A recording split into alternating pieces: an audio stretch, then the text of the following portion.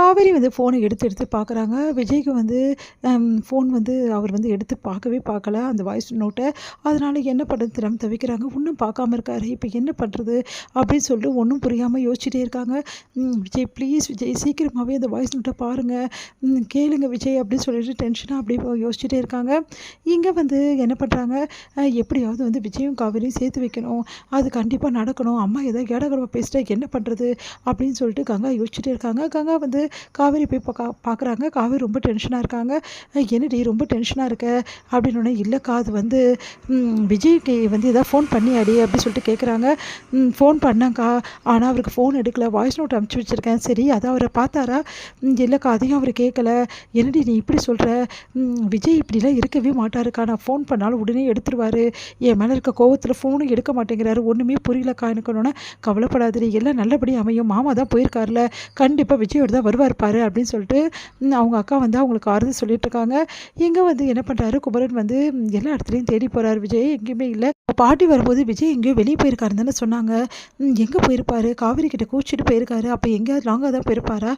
ஒன்றுமே புரியலையே அப்படின்னு சொல்லிட்டு யோசிச்சுட்டு இருக்காரு. அந்த டைமில் நிவின் கால் பண்ணுறாரு. நிவின் வந்து என்னென்ன எங்கே இருக்க அப்படின்னோடனே, இந்த மாதிரி விஜய் தேடி போயிருக்கேன், என்னென்ன சொல்கிறேன் அப்படின்னோடனே, நடந்த விஷயத்தை எல்லாம் நிவின் கிட்ட வந்து விஜய் பற்றி எல்லா விஷயத்தையுமே, காவேரி சொன்ன எல்லா விஷயத்தையுமே வந்து சொல்கிறாரு நம்ம குமரன். அதை கேட்டு நிவின் அதிர்ச்சி அடைகிறாரு.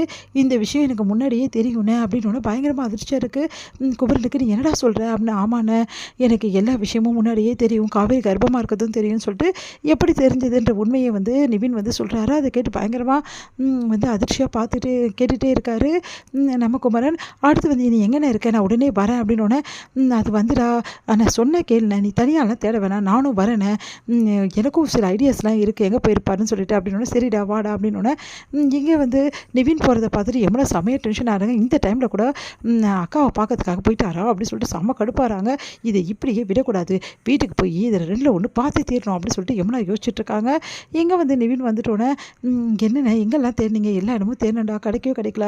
சரி ஃபோன் பண்ணி பார்த்தியா? இல்லையா? இல்லைடா ஃபோன் பண்ணி பார்த்துட்டேன், ஃபோனே எடுக்க மாட்டேங்கிறாரா, என்ன பண்ணுறதுன்னு தெரியல, இருண்ணே நானும் ட்ரை பண்ணுறேன் அப்படி சொல்லிட்டு அவரும் ட்ரை பண்ண. ஆமாண்ணே ஃபோனே எடுக்கலை.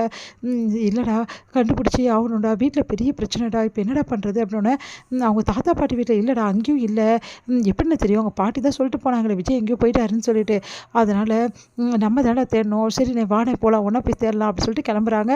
இங்கே வந்து விஜய் வந்து ரொம்ப டென்ஷனாக இருக்கார். என்னடா இது இப்படி நடந்திருக்கு, காவேரி ஏன் நம்மளை விலைக்கு வைக்கிறா, ஏன் நம்ம கூட வந்து இருக்கவே மாட்டேங்கிறா, ஏன் நம்மளை எப்போ பார்த்தாலும் அவாய்ட் பண்ணிகிட்டே இருக்கா, ஏன் காவேரி இப்படிலாம் பண்ணுறா அப்படின்னு சொல்லிட்டு அப்படியே ரோட்லேயே வந்து வண்டியை நிறுத்திட்டு ரோட்லேயே அப்படியே உட்காந்துறாரு விஜய்.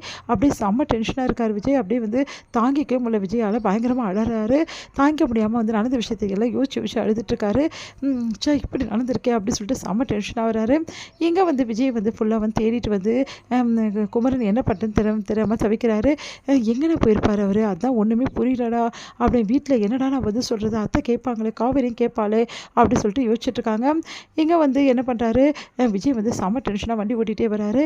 அப்போ வந்து செம்ம கடுப்பாக இருக்கும். ஒரு இடத்துல நிறுத்திட்டு வந்து டீ ஏதாவது குடிக்கலாமா அப்படின்னு சொல்லிட்டு யோசிக்கிறாரு. பசிக்குதுன்னு சொல்லிட்டு ஒரு பண்ணை வாங்கி சாப்பிட்டு இருக்கும்போது கரெக்டாக ஃபோனை வந்து பார்க்குறாரு. பார்த்தா வந்து காவேரி வாய்ஸ் நோட் போட்டிருக்காங்க. காவேரி என்ன வாய்ஸ் நோட் போட்டிருக்கா அப்படின்னு சொல்லிட்டு ஓப்பன் பண்ணி பார்க்குறாரு. பார்த்தா காவேரி சொன்ன விஷயங்களுக்கு எல்லாமே வந்து அவங்க வீட்டில் நான் சொல்லிட்டேன் அப்படின்ற விஷயத்தை கேட்டு பயங்கரமாக வந்து சந்தோஷம் தாங்கவே முடியல விஜய்க்கு. அப்படியே துள்ளி குதிக்கிறாரு. காவேரி விஷயத்தை சொல்லிட்டாளா, நீங்கள் உடனே கிளம்பி வாங்க ப்ளீஸுங்க, இதுக்கப்புறம் நான் கோபம் நடந்துக்க மாட்டேன்னு சொல்லிட்டு காவேரி சொன்னோன்னே சந்தோஷம் தாங்க முடியல.